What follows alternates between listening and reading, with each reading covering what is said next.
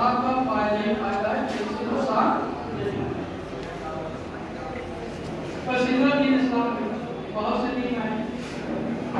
جب اسلام آیا تو اس سے پہلے بھی بت پرستی کے دور کے تمام مذاہب کے دور میں تھے، لیکن یہ دین جب آیا 1400 سال پہلے تو بہت تیزی سے آگے بڑھا، جب لوگوں کو فائدہ محسوس ہوا، نہیں سمجھ، جب کسی کو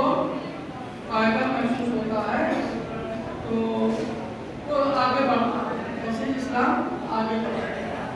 رسول نے محنت کی، لوگ ایمان لے آئے، تکلیفیں اٹھائی، محنت کی، اذیتیں پہنچی، لیکن اپنے راستے پر قائم رہے، جاتے اسلام ایک بہترین مذہب ہے۔